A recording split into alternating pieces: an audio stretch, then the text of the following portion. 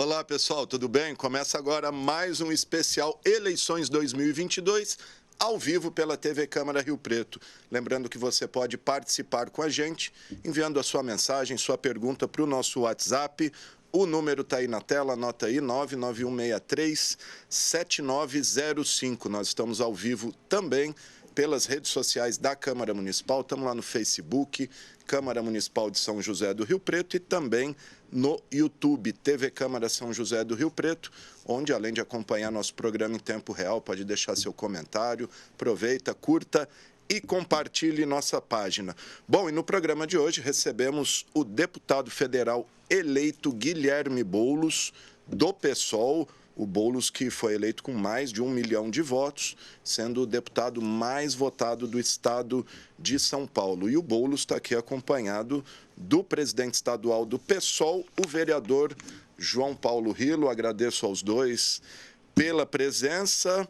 Vamos lá, deputado eleito Guilherme Boulos, o senhor, como eu disse, teve mais de 1 milhão de votos, né, o deputado mais votado do estado, e é a primeira vez que o senhor ocupa um mandato eletivo, vai ter um cargo eletivo. Faz uma geral para a gente, como pretende, qual será a sua linha de atuação lá na Câmara Federal e os desafios que o senhor vê pela frente. Obrigado. Obrigado. Primeiro, obrigado pelo espaço aqui na TV Câmara. Cumprimentar quem está nos assistindo, cumprimentar todo o povo de Rio Preto, da região. Agradecer pela votação que tivemos também aqui no interior. Eu conversava agora há pouco com o João Paulo Rilo, que foi o candidato a deputado federal mais votado aqui da cidade de Rio Preto. E dos 1 milhão de votos que eu tive, 300 mil foram no interior do estado. Então, essa história também de que o interior de São Paulo é de direita, não existe espaço para discussão, para debater outras ideias, não é verdadeira. Eu acho que essa eleição mostrou isso. Agora, o que vai ser a próxima legislatura no Congresso Nacional vai depender muito da decisão dos eleitores brasileiros no próximo dia 30 de outubro. Porque o que nós vamos viver no dia 30 não é uma eleição qualquer. É a eleição mais importante do nosso país desde o fim da ditadura militar. Não é simplesmente Lula contra Bolsonaro. Não é simplesmente esquerda contra direita. É uma disputa entre a democracia e o autoritarismo e a barbárie. É isso que o Brasil vai poder escolher no próximo dia 30.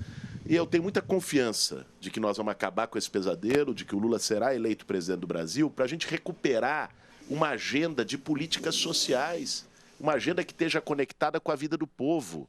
Sabe, nós comentávamos agora há pouco sobre o episódio de Aparecida, aquelas cenas lamentáveis de apoiadores do Bolsonaro dentro do santuário, vaiando o bispo, agredindo com cerveja. O pessoal está interrompendo missa aí para xingar padres. Exatamente. Né? Então, veja, você transformar o debate do país numa guerra santa, numa guerra de costumes, numa guerra de intolerância, de desrespeito, a quem que interessa isso? Não interessa o povo trabalhador aqui do interior de São Paulo, que acorda 5, 6 horas da manhã para trabalhar, seja no campo, seja na cidade. Nós queremos discutir a melhora da vida, reduzir a inflação, nós queremos discutir geração de emprego e renda, aumento do salário mínimo, para que os aposentados, as aposentadas possam ter uma vida mais digna, o aumento do poder de compra da classe média, que também foi deteriorado pela inflação e pela crise econômica. E essa agenda que eu quero debater o ano que vem no Congresso Nacional, ela vai estar em sintonia, eu tenho muita certeza, com o presidente Lula, que deve tomar posse no dia 1º de janeiro. É uma agenda, por exemplo, uma luta que eu tenho uma relação de longa data, que é a luta por moradia. Né? É uma agenda para recuperar programas de habitação no país. Nós vemos uma crise habitacional tremenda. Nós vimos que foi as chuvas no começo desse ano, não podemos esquecer disso. O tanto de gente que morreu porque estava em encosta de morro, porque estava em área de risco. Ou seja, nós precisamos recuperar um projeto habitacional, isso vai ser uma prioridade minha no Congresso.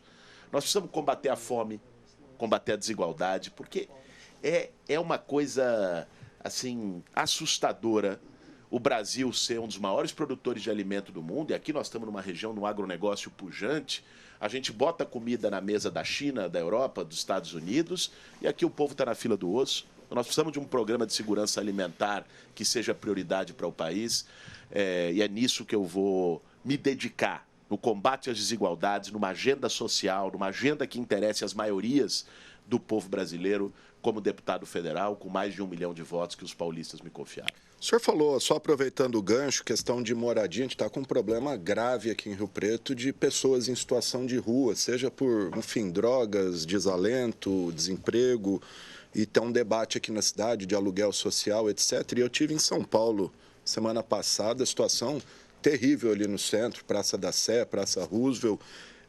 Qual que seria uma solução, você, com a tua expertise de habitação, de sem-teto, o que o poder público pode fazer para esse problema? É só dar a casa mesmo? As pessoas querem só ter uma casa, um teto, e questão de alimentação, esperança para o futuro?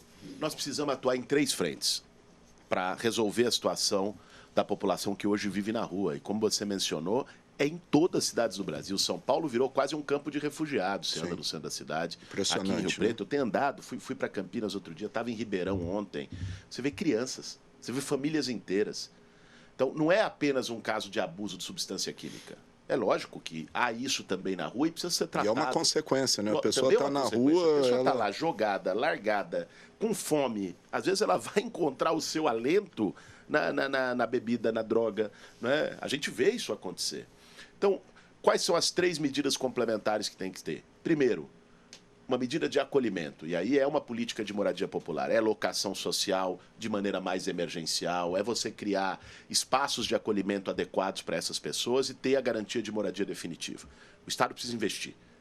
Você sabe, o governo Bolsonaro cortou esse ano mais de 90% dos recursos da habitação para pagar o orçamento secreto do Centrão. Aqui no estado de São Paulo não é diferente. O Rodrigo Garcia, que assumiu o governo, eles acabaram com a CDHU, cortaram o investimento em moradia popular. Isso é grave, nós precisamos recuperar esse investimento. Mas, como você mencionou, casa só não basta. Então, nós precisamos ter um atendimento à saúde mental, porque, de fato, há muitos casos, pega a Cracolândia em São Paulo, né, de dependência química, de abuso de substâncias. Então, você tem que ter CAPs móveis, e não é de uma forma violenta, aqui tem que internar, internação compulsória, não é só isso. Eu tenho mestrado em psiquiatria, já trabalhei nessa área da psicanálise, sei como é que funciona. Você precisa ter capacidade de escuta, de acolhimento, de tratamento, caso a caso. Né? Então você tem que ter ali uma busca ativa dessas pessoas, porque muitas delas não vão procurar um CAPS, não vão procurar um serviço de atendimento à saúde mental. Né? Nem sabe. Então, às vezes, não tem nenhum documento para ir atrás. Então, você tem que ter um serviço social e de saúde pública para atuar nessa área. E terceiro, é a porta de saída. Porque se a pessoa tem casa e ela ou está numa locação social, mas ela não tem emprego para botar comida na mesa dos seus filhos, né? Isso não resolve a situação. Ela pode acabar, inclusive, voltando para a rua. Então, a porta de saída é a criação de frentes de trabalho. Eu defendi isso como candidato a prefeito de São Paulo em 2020. Tenho essa bandeira, geração de emprego e renda é fundamental. Né? As pessoas precisam poder também andar pelas suas próprias pernas, reconstruir as suas vidas. Então, você, por exemplo, pega aqui em Rio Preto, em qualquer grande cidade do estado de São Paulo ou do Brasil, você tem uma série de serviços de zeladoria. É você fazer a manutenção de uma praça, é você fazer a limpeza urbana, é você fazer uma pequena obra de infraestrutura no bairro. Pô, todos os bairros têm carências, todas as cidades têm carências. Colocar essa gente para trabalhar nessa frente de trabalho. Pegar né? essas pessoas, faz o atendimento, né, do ponto de vista da saúde mental, faz o acolhimento do ponto de vista da moradia popular e paga um salário mínimo registrado para cada uma dessas pessoas trabalhar, e você melhora a cidade, traz um benefício para a cidade e dá oportunidade para as pessoas que hoje não têm. Se o João quiser intervir, fica à vontade, viu, João? Eu falo toda terça aqui. Então vamos aproveitar. Não aguenta mais ver o Guido falar, né? Aproveitar a oportunidade aqui. O deputado Boulos, o senhor falou do orçamento secreto. O Lula, em várias entrevistas aí, tem dito que vai acabar caso ele seja eleito. Mas é possível acabar com isso? Porque hoje o Centrão controla tudo ali. Como é que, se o Lula for eleito, ele vai fazer essa relação com o Congresso? O Centrão sempre teve força, desde o governo Sarney. Sempre existiu, né? Sempre existiu e teve em todos os governos. Por que nunca teve orçamento secreto e só com Bolsonaro teve orçamento secreto? Porque nós temos hoje um presidente fraco. Por mais que ele queira sair gritando por aí, eu sou não sei o quê, sou imbrochável. O presidente da República, é uma coisa até constrangedora. Que queira mostrar força e não sei o que, ele é um presidente fraco. né? Então, ele entregou a chave do cofre para o Arthur Lira e para o Centrão. Quem manda no Brasil hoje é o Arthur Lira. Ele entregou.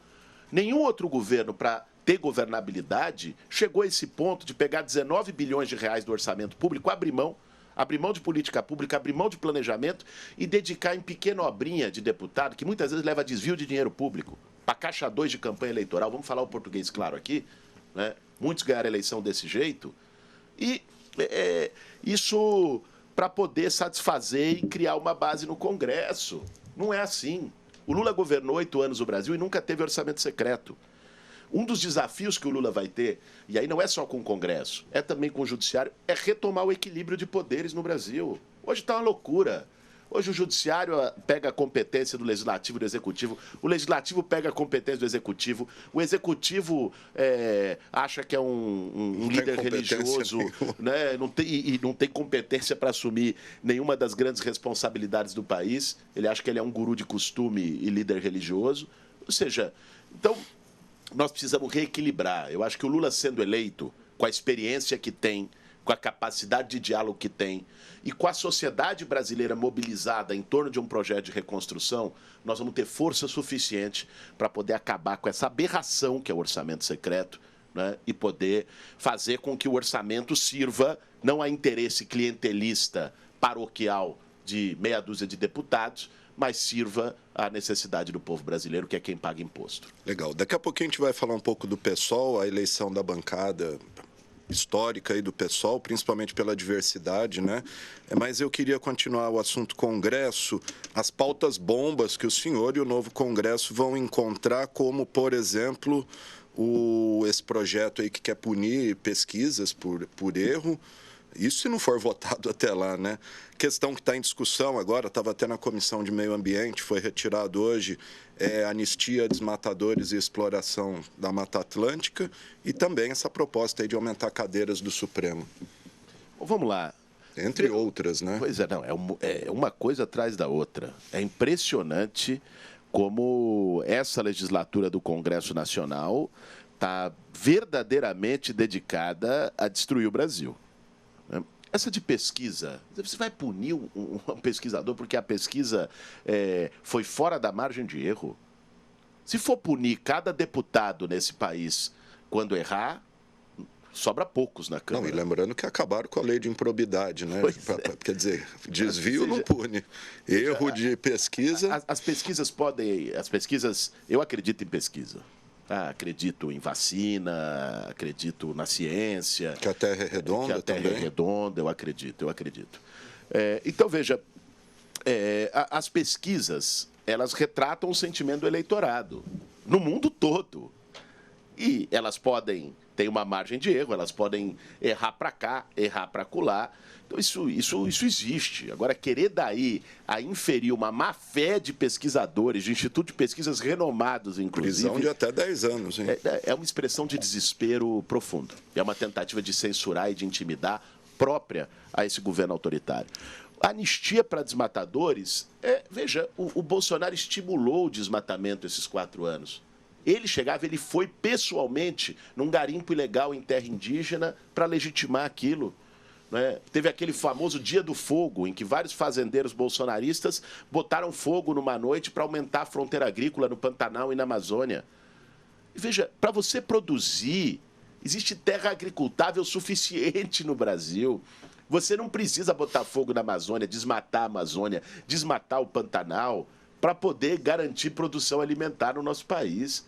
Isso é um absurdo, isso é uma lógica antiquada, isso é uma lógica atrasada, que inclusive prejudica o próprio agronegócio brasileiro, viu?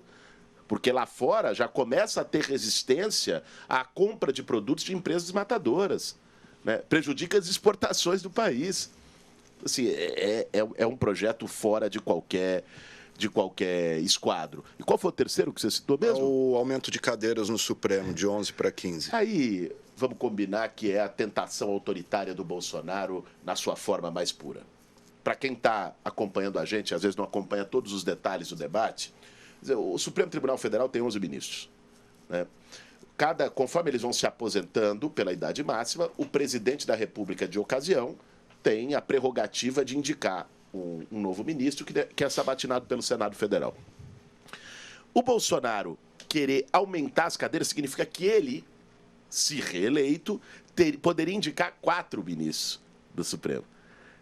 E a cabeça dele, ele já disse isso, ministro do Supremo, para mim, é quem toma cerveja comigo. Ou seja, ministro Supremo não tem que ser amigo de quem indicou. Ministro Supremo tem que ser a salvaguarda da Constituição Federal. Inclusive, se for o caso, para atuar contra o presidente de plantão que descumpra a Constituição Federal, como Bolsonaro tantas vezes fez ao longo do seu mandato, com ameaça de golpe, de ditadura e por aí vai. Então, assim, uma aberração, mas eu acho que deixa claro uma coisa. Isso deixa claro o que está em jogo no próximo dia 30. O que está em jogo é a preservação da democracia brasileira. E eu faço um apelo, porque eu sei que muita gente diz, eu não gosto da esquerda, eu não gosto dos vermelhos, eu não gosto do Lula, eu não gosto do Boulos, eu não gosto do Haddad. Existe um sentimento que foi promovido, aliás, na sociedade brasileira, anti-esquerda. Mas independente de qual seja a sua preferência política, é importante que você se lembre que teve gente, talvez seus pais, seus avós,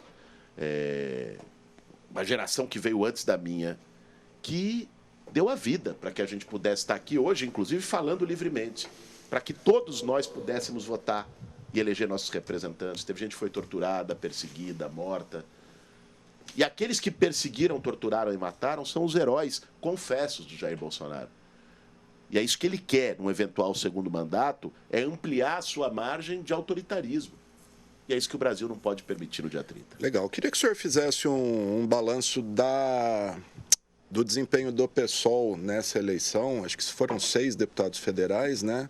Se eu não me engano, 6 por São Paulo. Da Federação Pessoal Rede. Isso. E também na Assembleia uma bancada aí expressiva, com bastante diversidade, né? Deputados trans, mulheres, negras, enfim, queria que o senhor fizesse aí o...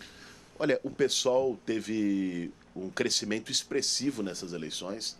Nossa bancada, que era de 8, passou para 12 apenas o PSOL, e na Federação Pessoal Rede para 14. É uma bancada maior, inclusive, que a do PSDB, que tem 13 deputados. Ampliou a sua presença na Assembleia Legislativa e elegeu nomes, como você mencionou, que expressam também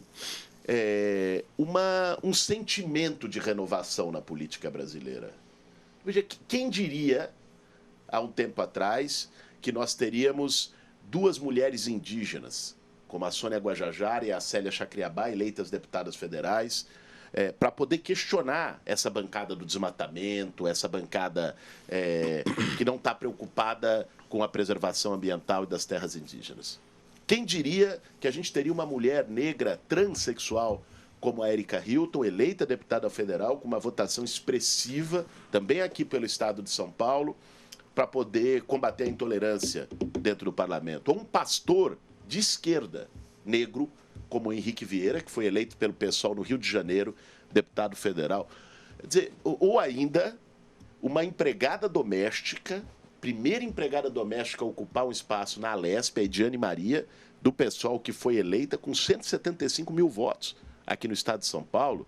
Acho que 5 mil aqui em Rio Preto, né? Teve 5 mil, foi muito bem votada. Que, aliás, ela está com você hoje por aqui, era para estar aqui com a gente. Está comigo. Acho que teve uma outra agenda. Ela, né? Foi, inclusive, visitar a Cooper Lagos, que eu já tive a oportunidade de visitar, uma cooperativa de reciclagem incrível aqui de Rio Preto. Ou seja, uma liderança do Movimento Sem Teto, que sofre todo o estigma, o Movimento Sem Teto vai invadir, todo esse papo de meme que a gente sabe que existe, de fake news, ter 1 milhão de votos e ser o deputado mais votado de São Paulo. Então, acho que isso expressa também mudanças de sentimento na sociedade, um diálogo com a juventude que o PSOL tem, e uma renovação na política e na esquerda que é essencial. O senhor virou o Boulos Paz e Amor ou é o mesmo Boulos de alguns anos atrás?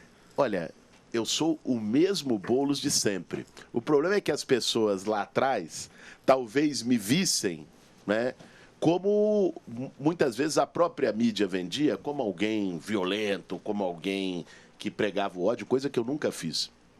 É até triste dizer, num país que tem 8 milhões de pessoas sem moradia digna, que um movimento social, ou alguém de um movimento social que luta por casa, é tratado como extremista.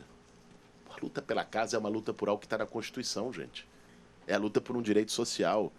Para mim, extremismo não é lutar por moradia. Extremismo é ter gente numa cidade tão rica como Rio Preto, ou num estado tão rico como São Paulo, morando debaixo de uma ponte, jogada na rua. Extremismo é num país, um grande produtor de alimentos como o Brasil, ter gente virando lixo para poder comer. Então, o que aconteceu nesses anos é que as pautas que eu defendo, que o movimento que eu atuo defende, tiveram mais visibilidade na sociedade. E as pessoas puderam enxergar essas pautas por um outro ângulo, né? Não só pelo ângulo do preconceito, pelo ângulo do ódio. O Boulos vai invadir a sua casa, né? É um meme, é uma fake news. Movimento social, muito menos eu, jamais invadi a casa de quem quer que seja. Ao contrário, o movimento deu casa para as pessoas através da sua luta, da sua organização, né? E fez cumprir a função social da propriedade que está prevista na Constituição Federal. Essa é a luta, né, do movimento. Eu acho que a sociedade está enxergando melhor isso e, por isso, também constrói uma visão diferente dos representantes desse movimento como eu. Perfeito, gente. Estou conversando com o Guilherme Boulos, deputado federal eleito por São Paulo, com 1 milhão de votos. Falar um pouquinho com o João, senão vai ficar aí vai se sentir desprestigiado, porque o João também além de vereador aqui em Rio Preto, é presidente estadual do PSOL. Ontem, na entrevista do ex-presidente Lula lá no Flow, o entrevistador lá, não lembro o nome dele, o barbudo... O Igor. Ele levantou um assunto de que o PT se distanciou das periferias, das bases, que o PT teria virado um partido de elite. O PSOL tomou esse lugar, esse espaço que o PT talvez, não sei se vocês concordam, perdeu aí ao longo do tempo, até pela magnitude do partido? Alexandre, você viu que o Lula também ele fala, nesse momento, ele fala um pouco da cultura partidária de esquerda, da tradição partidária, e ele cita o PT como um partido de fato de massa, com democracia interna. Ele cita e fala de um outro partido. Fala, agora tem um outro partido Sim. no Brasil, que é o PSOL. Não existe isso de ocupar o espaço do PT. O PT foi uma epopeia na história do Brasil, da América Latina, né? Uma outra realidade, uma composição pós-ditadura muito acertada, e é um partido muito forte, muito popular. Agora, o PSOL, obviamente, você teve uma fadiga, um desgaste natural, né, de um partido que tem a história que o PT tem, que construiu, que ganhou 4 presidências da República.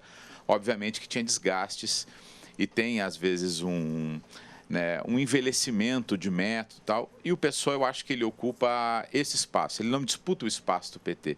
Ele ocupa um espaço natural de transição política, de novas linguagens, de novas gerações. Talvez foi o partido que melhor interpretou os novos movimentos sociais, né? A luta das mulheres, negras e negros, LGBTs. Sem dúvida nenhuma, é o partido que melhor dialoga com isso.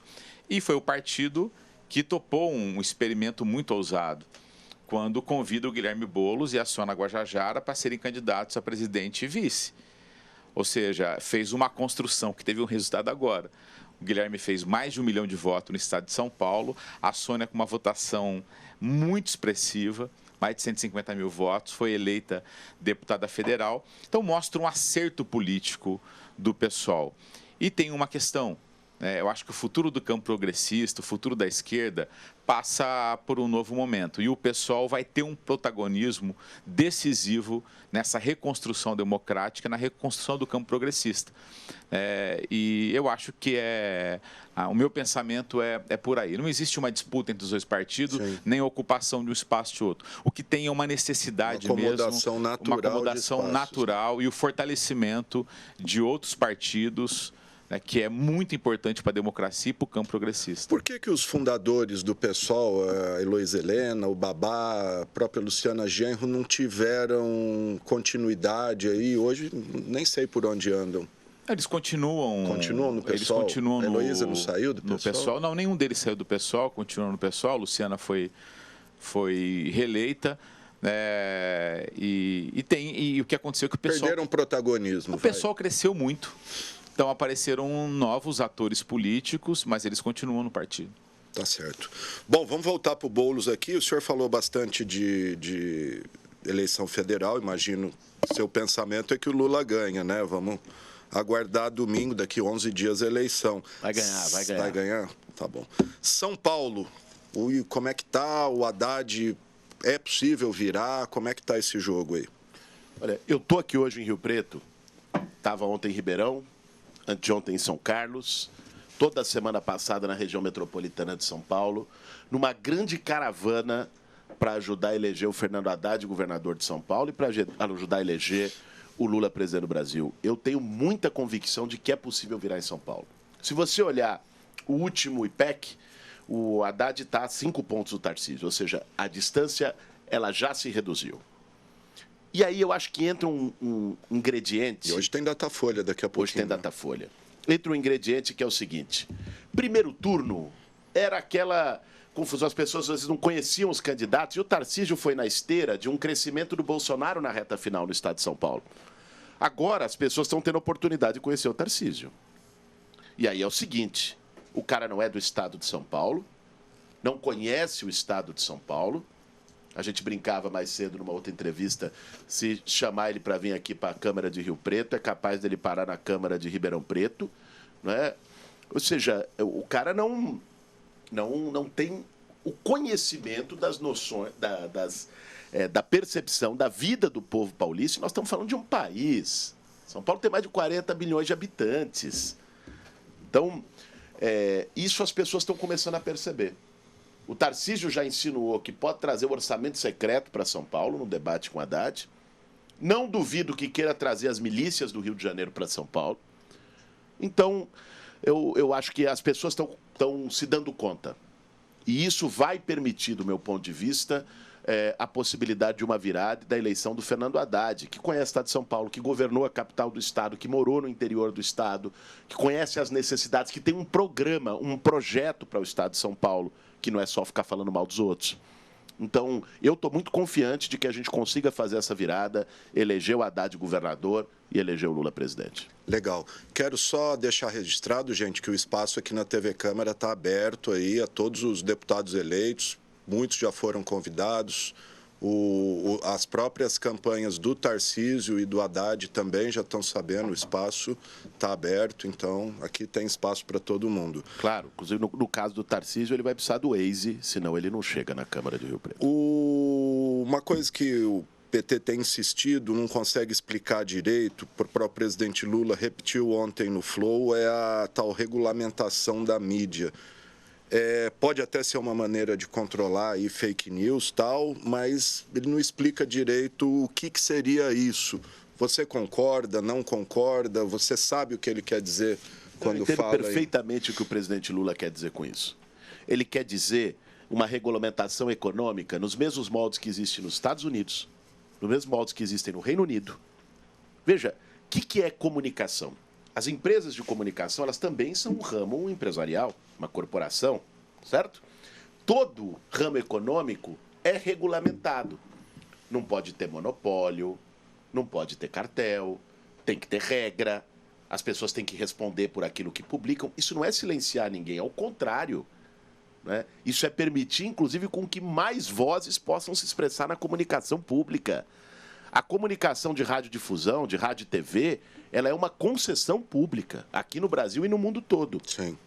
Aqui no Brasil faltam empresas públicas de comunicação, porque é importante. Senão você fica... Bom, você está em uma aqui, né? Não, naturalmente. Como nós temos a TV Brasil, que está sucateada, nós temos TV Câmaras por todo o país, temos a TV Câmara Federal, a TV Senado, só que elas não recebem o investimento devido e por isso terminam tendo uma audiência menor do que poderiam ter. Você pega a BBC, uma das maiores redes de TV do mundo... Inclusive fez 100 anos ontem da primeira transmissão, né? É pública no Reino Unido. Então, a comunicação pública, ela é muito importante, ela precisa ser preservada. Porque pega hoje, você sabe, por exemplo, quais redes de televisão apoiam quem. Uma comunicação pública, ela tem que dar vozes para todos os setores e opiniões na sociedade. Uma comunicação comunitária ter vez.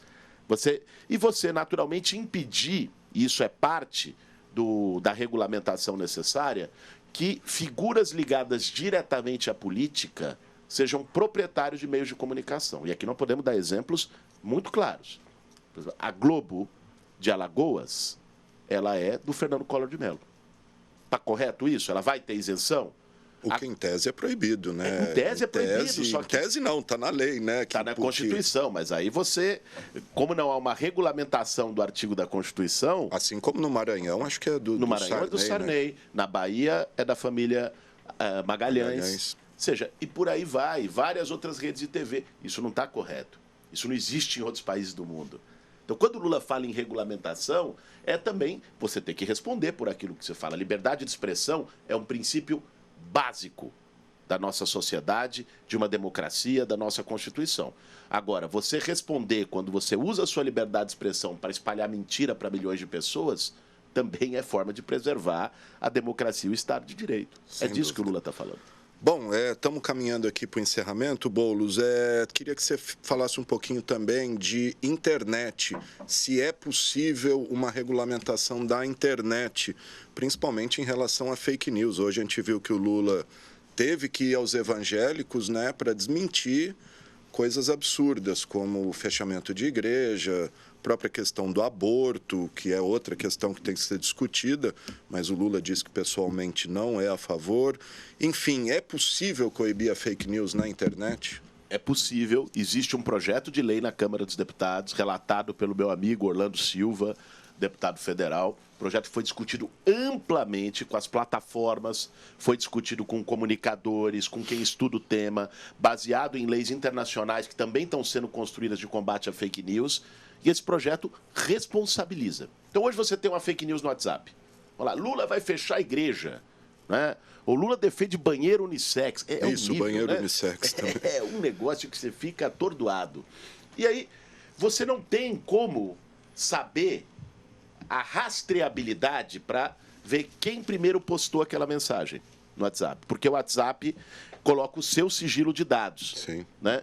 Então, o que o PL da fake news quer estabelecer? Não, que a companhia possa fazer a rastreabilidade e que, a partir de uma demanda judicial, ela tenha que entregar de onde partiu a primeira comunicação. Porque senão vira terra de ninguém. Quem acendeu o rastilho ali. Quem acendeu? Quem foi o primeiro a publicar? Vai chegar no responsável, essa pessoa vai responder judicialmente. Porque o WhatsApp tem hoje, sei lá, 150 milhões de brasileiros. Também, né? Você compra um chip de celular ali... E vai botando.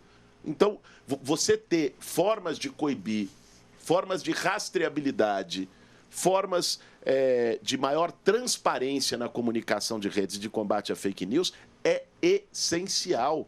Essencial. Nós estamos vendo isso mais uma vez nessa eleição. Eu achei que seria menos, depois da experiência de 2018. Mas está um negócio assustador. Lula vai fechar a igreja. Gente, Lula foi presidente da República 8 anos. Quantas igrejas o Lula fechou? Nenhuma. Pelo contrário, foi o período em que as igrejas evangélicas, pentecostais e neopentecostais mais cresceram no Brasil. O Lula aprovou a lei de liberdade religiosa, né, criando, inclusive, condições mais amplas e respaldadas para que as religiões, as fés se expressem nas suas igrejas. Ou seja, em 2018 foi o kit gay e a mamadeira de piroca. Agora é banheiro unissex. Onde é que essa gente vai parar? Então, você precisa ter mecanismos para coibir nisso e eu, na minha atuação como deputado federal, vou fazer disso também uma pauta fundamental. Legal. Bom, Rio Preto, mais uma vez, ficou sem muito deputado federal aí. Rio Preto pode contar com o Boulos aí, emendas? Você pretende ter uma atenção com o Rio Preto? Não tenha dúvida, né? Não só pela ação que tive aqui na cidade várias vezes nos últimos anos, por aqui ter uma luta social muito ativa, por ter como amigo João Paulo Rilo, que é nosso presidente estadual, vereador aqui da cidade.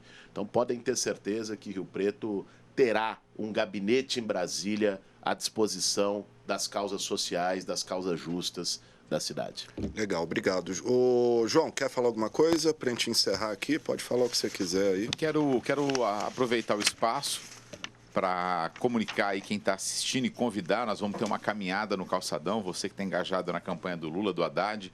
Agora a concentração ali no começo do Calçadão, perto da loja Calunga.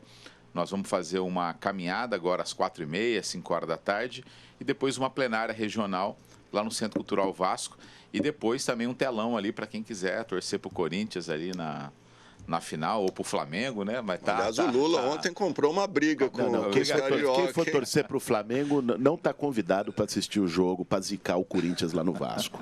Eu vi até o pessoal no Twitter aí, pelo amor de Deus, por que ele não ficou quieto? Fala que vai dar empate.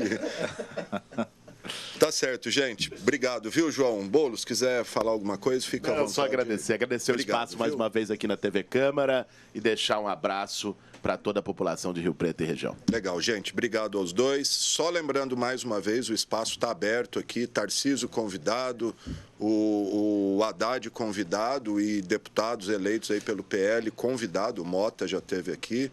Mas, diante aí das falas do Boulos, está aberto aí, se alguém quiser responder, estamos à disposição. É isso aí, gente, esse especial Eleições fica por aqui. Se você quiser rever esse programa, ele já está disponível desde já nas nossas redes sociais, está lá no YouTube, TV Câmara São José do Rio Preto, e também no Facebook, Câmara Municipal de São José do Rio Preto. Ele também vai ser reprisado aí ao longo da nossa programação.